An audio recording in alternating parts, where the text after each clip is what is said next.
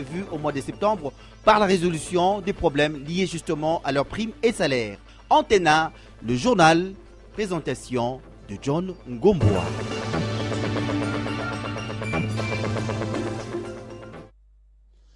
Très heureux de vous retrouver pour le rendez-vous vespéral de l'actualité sur la chaîne des références. Madame, monsieur, bonsoir.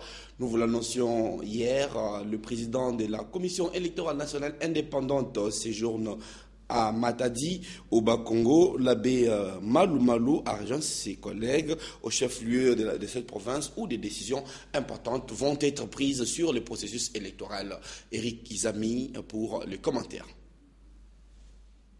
La cohabitation pacifique entre les peuples autochtones, communément appelés pygmées, et le bantou, vivant dans les territoires des Manono, district de Tanganyika, c'est l'objectif principal de la mission qu'effectuent les ministres de l'Intérieur. À la tête d'une délégation importante, l'abbé président de la Commission électorale nationale indépendante, Apollinaire Malou Malou, est arrivé mardi 12 août à Matadi accompagné d'un membre de bureau et le membre de l'Assemblée plénière de cette institution d'appui à la démocratie en RDC.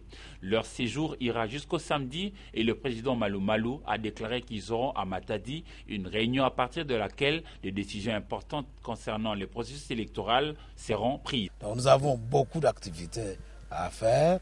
Nous ferons le point pour savoir toutes ces activités, où est-ce qu'on en est ici à Matadi. Nous allons profiter de l'occasion de cette assemblée plénière pour réellement commencer à réaliser quels sont les défis électoraux ici à Matadi.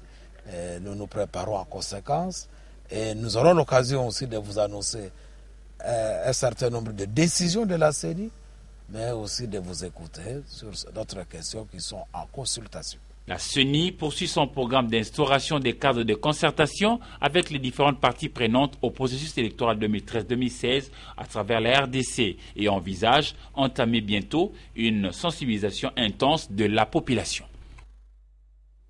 Lui, il est aussi dans une sensibilisation intense de la population. Il s'agit du ministre de l'Intérieur, Richard Muyej, qui séjourne au Katanga, précisément à Lubumbashi, où il se trouve ce soir. Demain, il va se rendre à Manono parce que Muyej Manguez a pour mission de concilier les communautés bantoues et pygmées qui sont à chien et chat dans cette province. Suivez plutôt ce reportage. La cohabitation pacifique entre les peuples autochtones, communément appelés pygmées, et le bantou, vivant dans les territoires des Manono, district de Tanganyika, c'est l'objectif principal de la mission qu'effectuent les ministres de l'Intérieur, Richard Muyej Manguez Mons, qui a été accueilli à son arrivée par le gouverneur du Katanga, Moïse Katumbi Chapwe. Le cortège du ministre Richard Muyej s'est ébranlé vers sa résidence temporaire, où l'attendaient les bourgmestres de cette commune qui compose la ville de Lubumbashi. Et le travail a commencé. Une réunion de sécurité a mis autour d'une même table le ministre Richard Muyej ainsi que les membres du Conseil provincial de sécurité pour la résolution pacifique des conflits qui a provoqué des mouvements de population. Débattons de la question liée au conflit peuple autochtone et ce qu'on a tendance à appeler Bantou. Et pourtant, c'est les mêmes peuples, ils sont tous congolais. Il faut travailler dur pour que ces tensions baissent, que les gens se retrouvent, qu'ils se réconcilient et qu'on jette des bases d'une paix durable. Et dès demain, je crois que nous allons faire mouvement vers le nord pour visiter les différents sites où sont regroupés actuellement les pygmées, obtenir qu'ils rentrent chez eux, parler avec le chef de village, parler avec les autorités locales, les autorités des districts, pour que pareille situation ne puisse se reproduire. Réunion précédée par un briefing dans le bureau du gouverneur de province, Moïse Katumbi Chapwe. Ces images nous ont été prêtées par nos confrères de Télé 50 et elles sont commentées par la cellule de communication du ministère de l'Intérieur. Il n'y a pas de force armée burundaise sur le sol congolais. Il n'y a pas non plus de contradiction entre Martin Kobler et Lambert Mende. C'est en substance les propos du porte-parole militaire de la MONUSCO au cours du point de presse hebdomadaire de cette mission onusienne. C'est un reportage de Sylvain Kapombo Bosengele et Mathieu Ngadipovi. Alors que le chef de la MONUSCO a déclaré du haut du Conseil de sécurité des Nations Unies que les combattants et leaders des FDLR doivent désarmer sans délai, faute de quoi une action militaire sera menée contre eux, les porte-parole du gouvernement congolais répliquent qu'un délai de 6 mois était imparti à ces forces. Existe-t-il une contradiction entre Martin Kobler et Lambert Mende? Le colonel Félix Basse, porte-parole militaire de la MONUSCO, nuance. Bon, je dois relever qu'il n'y a aucune contradiction. L'ultimatum de 6 mois a été donné par lors de la réunion de Luanda qui s'est tenue le mois dernier, et au cours de laquelle il a été donné une rallonge de 6 mois au FDLR de désarmer et d'aller dans les camps qui sont prévus en vue de leur rapatriement éventuellement ou alors de leur relocalisation dans un pays tiers. Donc il faut faire cette précision-là. Toutefois, à Luanda aussi, il a été décidé qu'une évaluation de la volonté exprimée par les FDLR d'aller vers un désarmement complet, un désarmement pacifique, a été pris en compte. Donc, certaines ONG des droits de l'homme du Nord Kivu se disent inquiètes de la présence d'un bataillon burundais sur le sol congolais pour les entraînements, ce qui réfute le colonel Félix Prosper Bassé. Entre le mois de mai et le mois de juin 2014, nous avons envoyé 4 missions d'enquête, aussi bien à Uvira qu'à Kiliba Ondé. Donc, nous avons pris contact avec des gens, nous n'avons jamais observé, jusqu'à preuve du contraire, nous n'avons jamais observé une présence de jeunes dans un camp d'entraînement dans la province du Sud Kivu en train de s'entraîner pour je ne sais quel objectif. À en croire la MONUSCO, l'environnement sécuritaire dans les provinces situées dans la partie occidentale de la RDC est demeuré calme durant la semaine écoulée. Au Katanga, nous y repartons cette fois-ci pour parler politique, en fait révision constitutionnelle. Faut-il, oui ou non, réviser la Constitution? Selon Objectif 2011, une plateforme qui a accompagné l'élection du président de la République, Joseph Kabila, en 2011, eh bien, selon cette plateforme, il est nécessaire de réviser la Constitution. C'est plutôt son coordonnateur, Dieudonné Nkishi, qui a été interviewé par nos correspondants au Katanga. Bien sûr que réviser la Constitution, dans les limites de ce qui est prévu par la même Constitution, c'est la respecter. Donc, ne pas respecter la Constitution, c'est aller au-delà des limites que la même Constitution a fixées. N'est-ce pas? Mais si on révise la Constitution en restant dans les limites qui sont fixées par la même Constitution, je pense que, franchement, c'est respecter la Constitution. Et le professeur a raison lorsqu'il dit ça. Mais cette révision doit rester dans les limites de ce qui est prévu. La Constitution n'a pas dit quand est-ce qu'elle doit être révisée et quand est-ce qu'elle ne doit pas être révisée. Donc la Constitution est muette à ce sujet. Ça signifie que celui du moment où toutes les entités qui sont prévues à l'article 218, l'une des entités prend l'initiative de pouvoir réviser cette Constitution, c'est constitutionnel, c'est permis, c'est légal.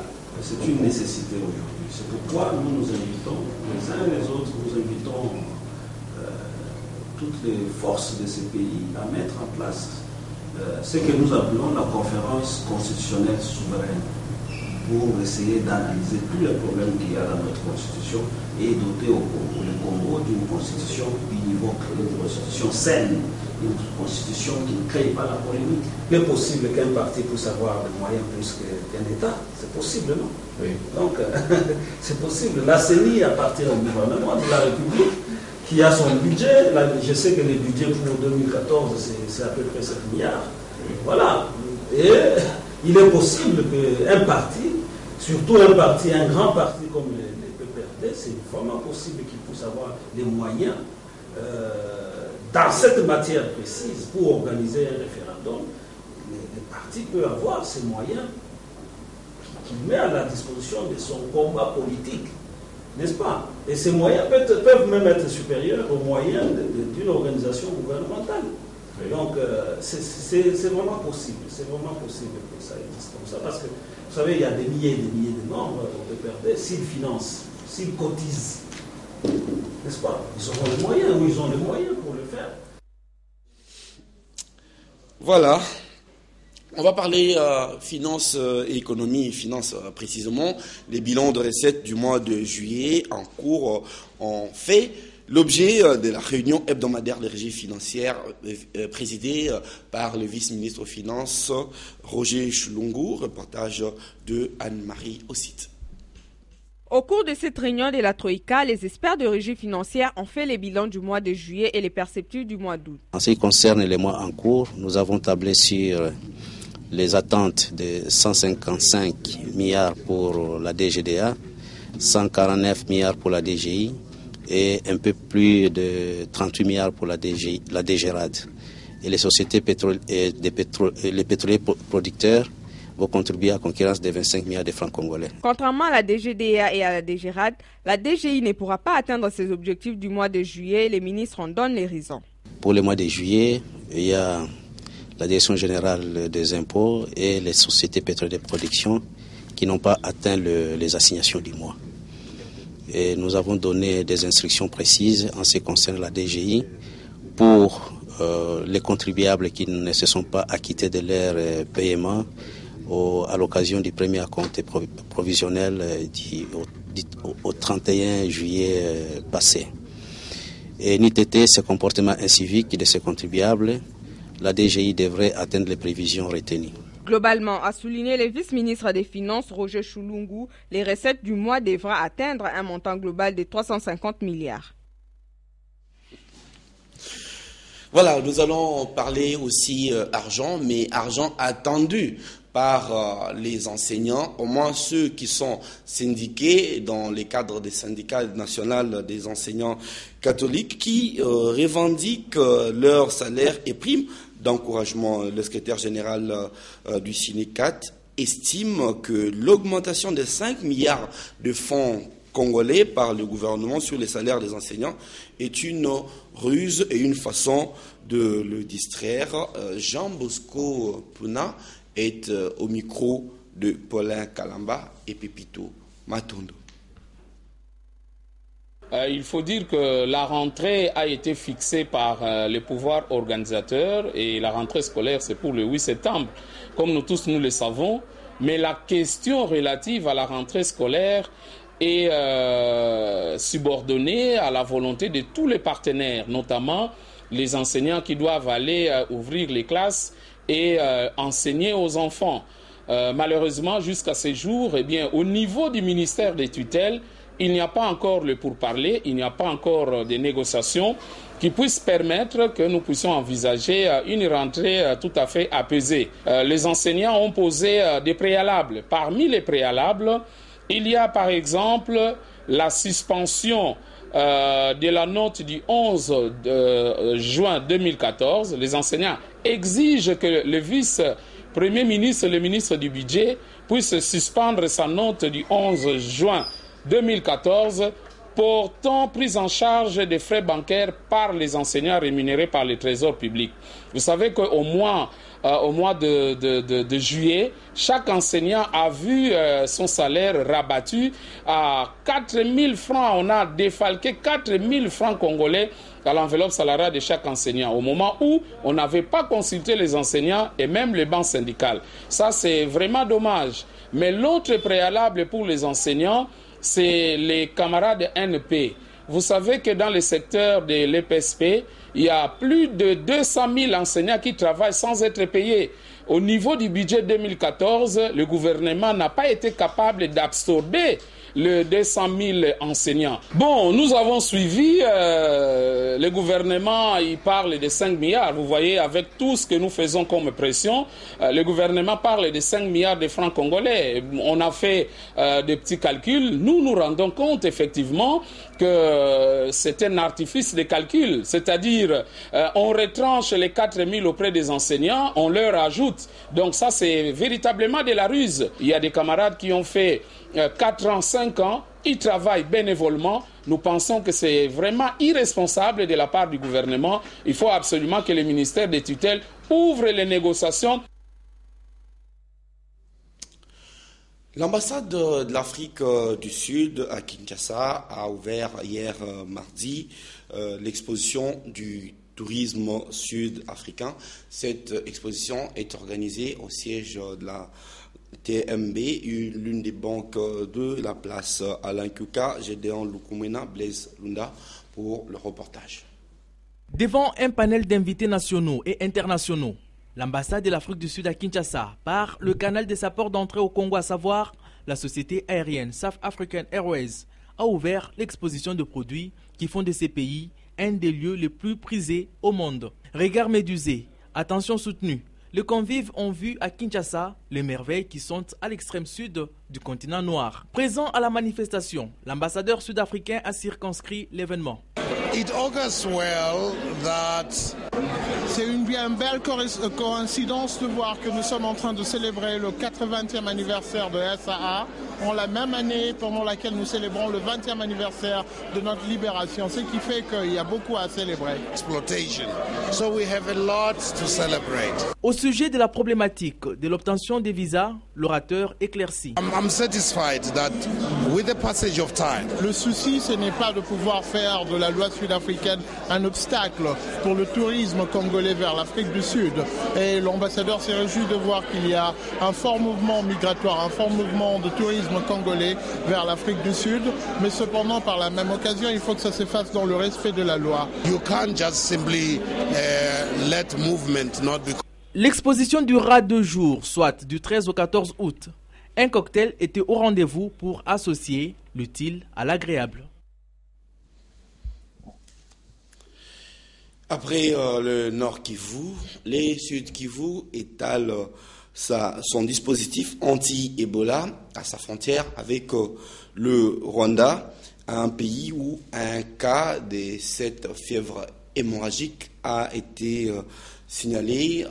Pour plus de détails, nous allons rejoindre notre correspondante au Sud Kivu, Linda Nibanga.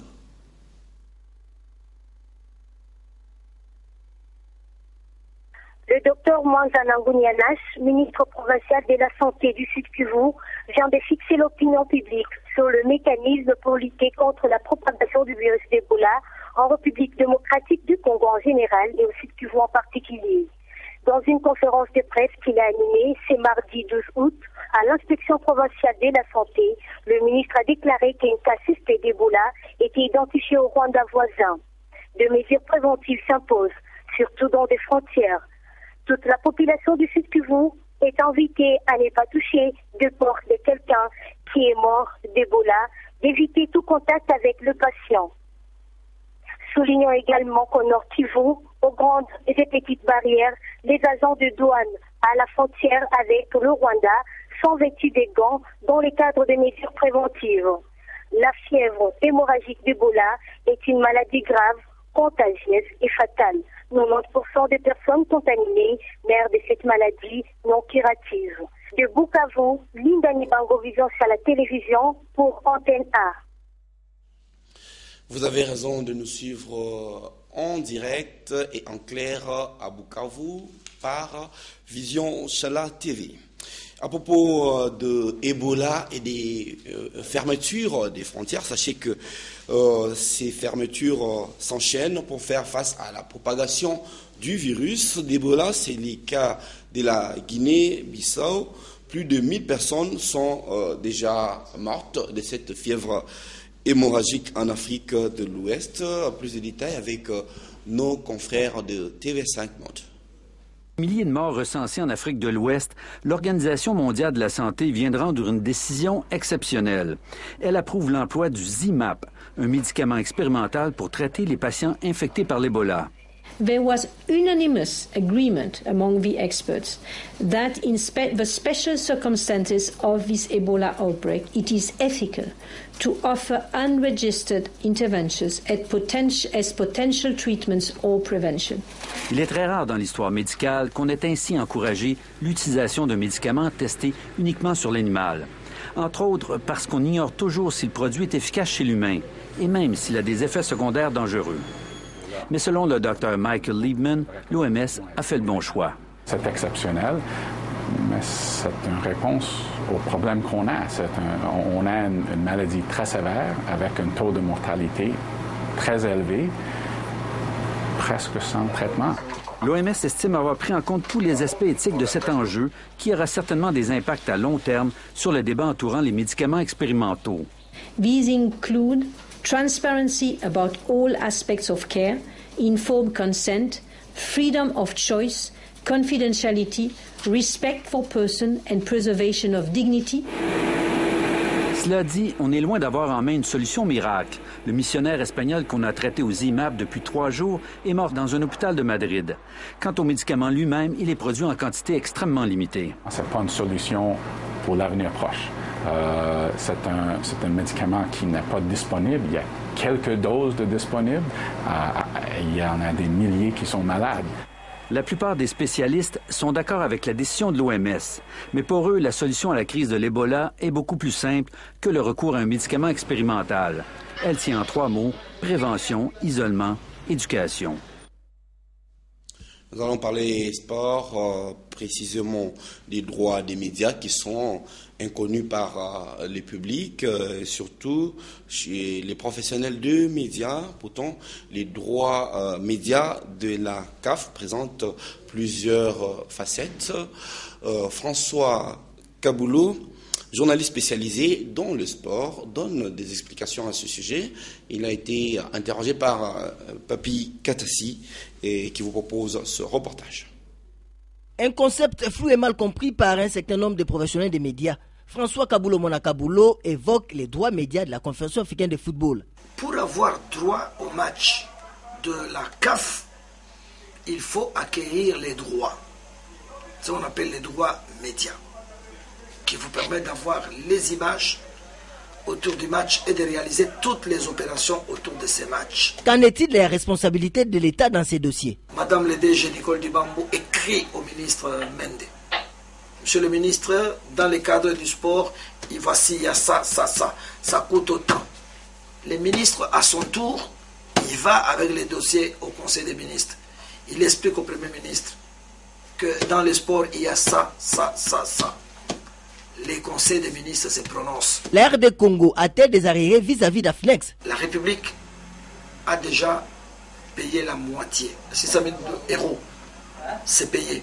Il n'y a pas de problème. Il reste 6 000 pour éponger la dette.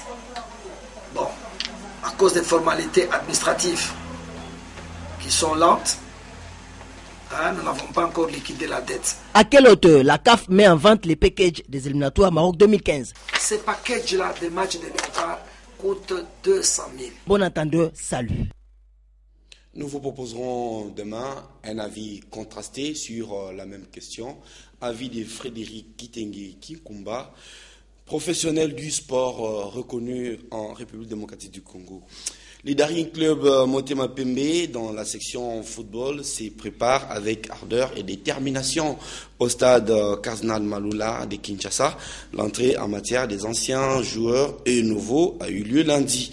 Ndaï Lambwechi, Patricia Molengo et Pepito Matondo.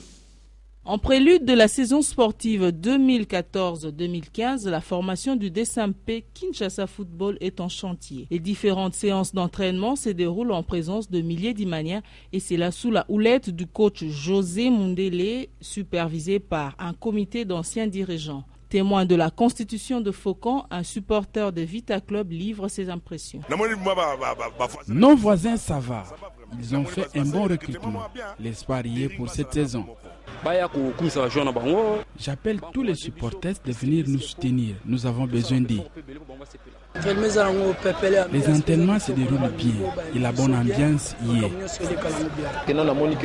La présence des joueurs matures et rodés me rassure. En attendant l'Assemblée générale extraordinaire et élective prévue avant la fin de ce mois en cours, au Mitema Pembe de respecter leur devise, à savoir DSMP, unis et imbattables. Nous allons parler tennis, les tournois Prismani des tennis dans la capitale Libreville, capitale du Gabon, va bientôt être lancé. Les Congolais Denis Indondo défendra les couleurs de la RDC au Gabon. Il a été interviewé par Patrick Borel Mukendi et Rigo Moulopo. Dans le but de s'acclimater et de tâter les installations sportives de Libreville qui va accueillir le tournoi des circuits Prize Money, le numéro 1 congolais de tennis Denis Ndondo Diabouma a choisi l'option de se rendre au Gabon à une semaine du début de la compétition avec l'implication personnelle de son sponsor, la BCDC. Alors question, quelle est la mission principale du Congolais? Donc je sais que je vais remporter et gagner surtout le point ATPC qui est très important pour moi et ce qui est très important pour mon pays. Le natif de la commune de Kinshasa demande aux autorités de jeter un coup d'œil à la petite balle jaune. Je vais aller juste pour défendre notre drapeau. Donc je ne défends pas la banque, je ne défends pas ou la cercle de Kinshasa, mais je défends le drapeau de la RDC.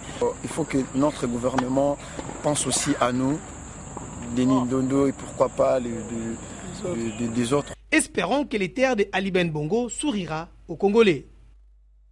En tout cas, Dieu écrasera ses ennemis, parce que Dieu écrasera nos ennemis, c'est le thème de la campagne de prière et des combats spirituels que l'Église chrétienne Centre de Révélation va organiser ce samedi, donc samedi et dimanche, dans la commune de Ngiringiri, Laïn Bofando, Gédon Lukumwena. Avec la prière, nous vaincrons nos ennemis. Le combat spirituel est notre domaine. C'est la phrase clé de cette église située dans la commune d'Ngiringiri. Ses fidèles sont à pied d'œuvre pour le dernier réglage. Distribution des invitations, répétition musicale, danse, bref, tout est fin prêt pour la réussite de cet événement, d'où cet appel. Je vous invite à venir nombreux pour participer à ces grands moments de prière, afin d'humilier les œuvres du diable. Dieu confondra nos ennemis. Lentement mais sûrement, l'année 2014 tend vers sa fin. Ainsi, le peuple de Dieu a encore l'occasion de maximiser son temps dans la prière et la méditation. C'est aussi la voix de Domamat qui va vous commenter la revue de presse en fonction des parutions de ce mercredi à Kinshasa.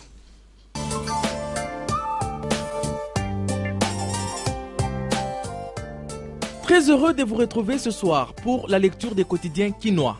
La révision constitutionnelle, le sujet est toujours au centre de l'actualité en RDC. À propos, le mouvement social pour le renouveau dit attendre les signaux de Joseph Kabila pour se prononcer. L'autorité morale ne s'étant pas encore prononcée sur la question, écrit Forum des As, le parti de Pierre Lumbi en appelle à une réunion de la majorité présidentielle pour dégager une position commune. Car renchérir la prospérité, la MP n'en a jamais formellement discuté ni dégagé la moindre décision. Le MCR appelle donc toutes les forces politiques et sociales au calme et à s'abstenir de fourvoyer le peuple congolais dans une psychose apocryphe et démesurée. Que l'autorité morale de la MP ou que la MP dans son ensemble ne se soit pas encore prononcée sur la révision de la Constitution, Washington maintient la pression sur Kinshasa, signale le phare. Ruth Feingold revient au mois de septembre. Selon les informations parvenues au quotidien, l'envoyé spécial d'Obama revient dans la capitale congolaise pour relancer la question de la non-révision de la Constitution et du respect du nombre de mandats présidentiels. Pour Chikiwane Machimbie, ambassadeur de l'Afrique du Sud en RDC, le peuple congolais, je cite, est assez mature pour dire à la face du monde ce qu'il lui faut et faire le choix de ce qui est meilleur pour lui. Et cela sans forcément qu'il y ait des gens venus d'ailleurs pour parler à sa place ou dire ce qui lui est favorable ou pas. Une pique à peine voilée contre Ruth Feingold. Dans un autre registre, le dépêche de Brazzaville rappelle que plus de 3 ans après, le processus de bancarisation de la paie des fonctionnaires, initié un certain mois d'août, devrait franchir une nouvelle étape avec le retrait. Demain à 19h, avec le même plaisir. Bonsoir.